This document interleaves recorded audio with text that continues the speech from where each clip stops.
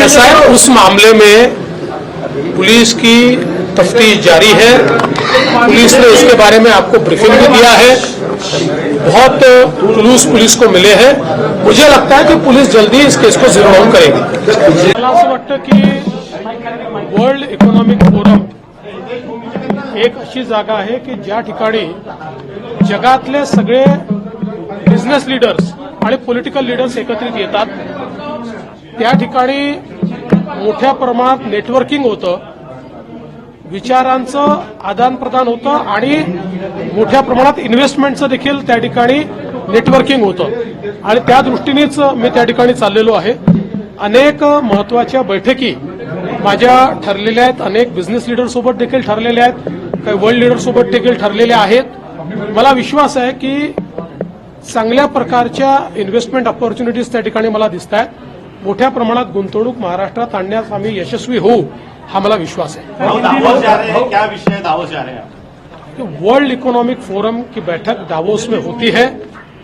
वहां पर दुनिया के सारे बिजनेस लीडर्स और पॉलिटिकल लीडर्स आते हैं। बड़े पैमाने पर नेटवर्किंग होती है, आदान प्रदान होता है। वहां पर इन्वेस्टमेंट की जो अपॉर्चुनिटीज होती है उसके ऊपर एक प्रकार से आदान प्रदान होता है। तो मैं उसी दृष्टि से वहां पर जा रहा हूं। देश और दुनिया के बिजनेस लीडर्स और पॉलिटिकल लीडर्स के साथ मेरी बैठकें तय हुई है और मैं मानता हूं कि बड़े पैमाने पर इन्वेस्टमेंट ये महाराष्ट्र में लाने के लिए हम लोग सफल रहेंगे। दिल्ली चुनाव में महिलाओं को भी 2,500 रुपए की घोषणा पत्र में बीजेपी ने बताया है, तो क्या लगता है कितना ये मास्टर स्ट्रोक होगा? देखिए, दिल्ली की जनता का केजरीवाल जी के ऊपर से विश्वास उठ गया है और वो मोदी जी के नेतृत्व में बीजेपी की सरकार लाना चाहते हैं और इस बार बीजेपी की सरकार वहां आएगी। पालकमंत्र्यांची घोषणा दावोस पूर्वी की नंतर?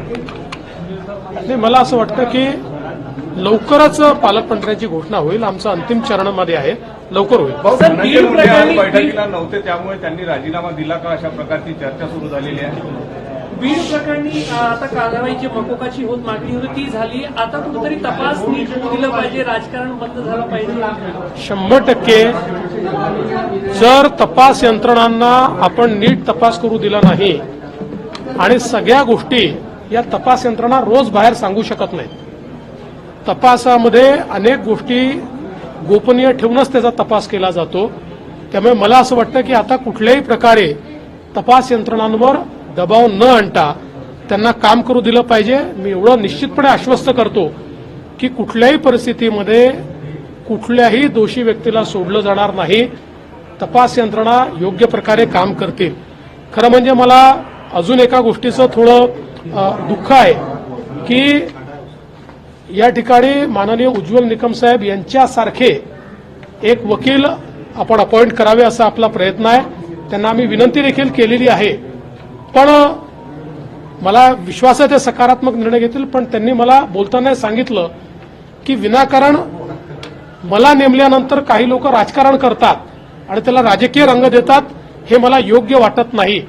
मला असं वाटतं की देशामध्ये अनेक वकील आहेत जे वेगवेगळ्या पक्षांमध्ये आहेत किंवा वेगवेगळ्या पक्षांमधून निवडणुका लढलेल्या आहेत, त्याचं राजकारण होत नाही। परंतु उज्ज्वल निकम साहेबांच्या नियुक्तीवर राजकारण करणं याचा अर्थ कुठेतरी गुन्हेगारांना मदत करण्यासारखा आहे। कारण उज्ज्वल निकमांचा आजपर्यंतचा इतिहास आहे की त्यांनी केस घेतली तर खरे गुन्हेगार जे असतात त्यांना शिक्षा होतेच। आता कोणाला त्यांना वाचवायचं असेल तर ते उज्ज्वल निकमांचा विरोध करतील। सैफ अली खान प्रकरणावरती काय अपडेट आहे सर? काय माहिती आता या संदर्भात जी माहिती आपल्याला पोलिसांनी दिलेली आहे त्याच्या पलीकडची माहिती आता तरी नाही। बरेच क्लू पोलिसांकडे आहेत, त्याच्यावर पोलीस काम करत आहेत। मला विश्वास आहे की लवकरच पोलीस या संदर्भातला जो काही कारवाई करायची आहे ती पूर्ण करतील।